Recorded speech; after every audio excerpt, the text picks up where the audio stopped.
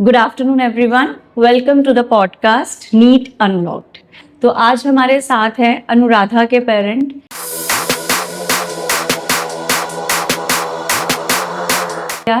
तो मैं आज उनसे पूछना चाहूंगी, सर आपकी जर्नी कैसी रही बच्चे के साथ साथ, ये 2 साल जो प्रिपरेशन के थे? हमारी जर्नी मैम बहुत अच्छी रही। Actually this was my second child which I have sent here.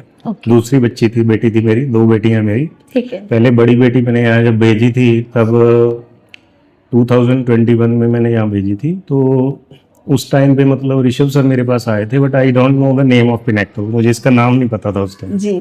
तो I was planning to send her in Chandigarh. ठीक है।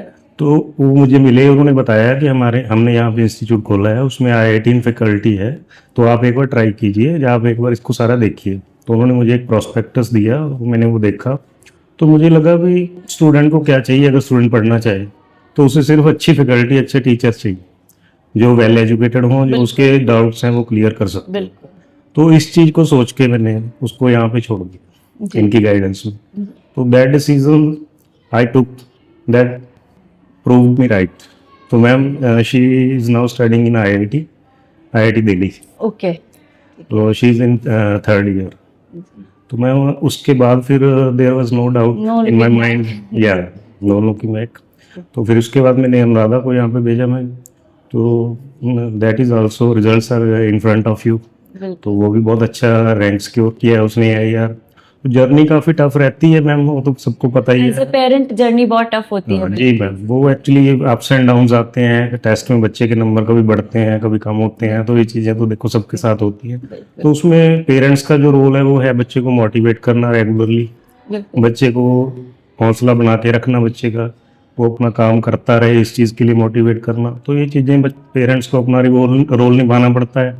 टीचर्स तो यहाँ है ही अच्छे, तो वो गाइड करते हैं through out the journey, out of the way जाके भी करते हैं। अगर आप पढ़ने वाले हैं तो मतलब आपके लिए बेस्ट है।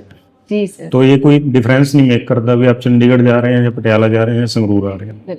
That's only I think nothing in the name.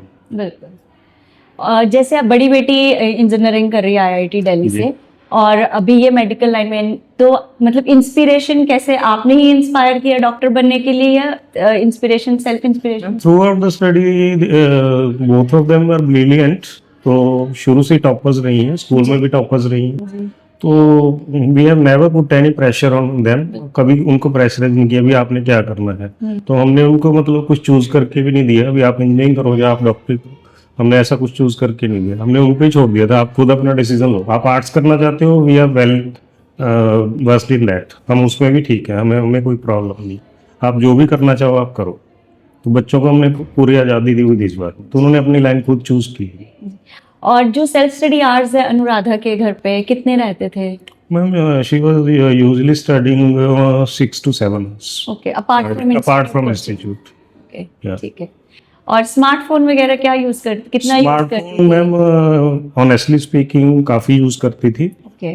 तो स्मार्टफोन देना हमारी मजबूरी भी थी, हमने कई बार बार फोन देने का भी सोचा क्योंकि वो संगरूर में PG में रह रही थी। ओके। तो कुछ ऑनलाइन भी देखना होता है कंटेंट, तो उस वजह से हमें देना पड़ा।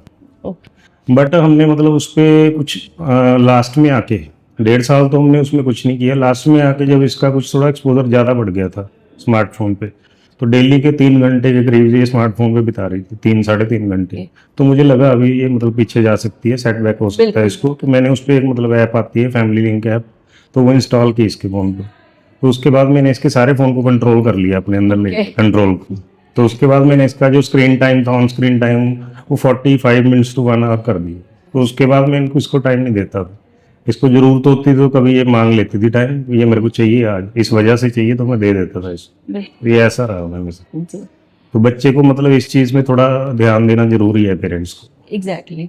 और जो PTM थे, आप रेगुलर आते थे PTM में? मैं 2-3 PTM मैंने अटेंड किए हैं। बाकी मैं जब भी यहाँ आता था तो मैं सर से मिलके इसका फीडबैक लेके जाता। हमेशा अवेलेबल होते थे आप? जी बिल्कुल मैम, ऐसा कुछ नहीं है कभी उन्होंने किसी चीज़ के लिए डिनाई नहीं की। जो भी आपके कंसर्न होते थे अनुराधा से रिलेटेड, वो सभी आप इजीली अवेलेबल होते थे? टीचर्स आपको फीडबैक मिल जाता था? बिल्कुल मैम, बिल्कुल। कोई भी दिक्कत आती थी, कोई मतलब हर चीज़ में सपोर्ट करते थे। इवन मतलब स्टडी के अलावा भी कुछ इश्यूज होते थे, कोई पीजी का इशू है, कोई खाने का इशू है, उसमें भी पूरी सपोर्ट होती। मोटिवेशन पूरी रहती थी। जी मैम बिल्कुल। सर तो मतलब हर चीज के लिए मोटिवेट करते हैं बच्चों को। बच्चा पढ़ने वाला चाहिए मैम, बस जी। मैं एक चीज जानता हूँ, अगर बच्चा पढ़ने वाला है, कुछ करना चाहता है, उसमें अगर ये जरूर है जुनून भी मैं कुछ करना है तो कर ले। बिल्कुल ऐसा कुछ नहीं वो यहाँ रह के नहीं कर सकता तो वहाँ कर लेगा, ऐसा कुछ नहीं। जी। बहुत बच्चे मैम गए हैं, बाहर भी गए हैं हमारे जैसे। हमारे टाउनशिप से ही 6 बच्चे गए थे, एक अनुराधा ही थी जो यहाँ आई है, बाकी 4-5 बच्चे जो चंडीगढ़ गए थे उनमें से कोई भी किसी का भी नहीं कुछ सिलेक्शन हुआ। Thank you sir, thank you so much आपने। Thank you.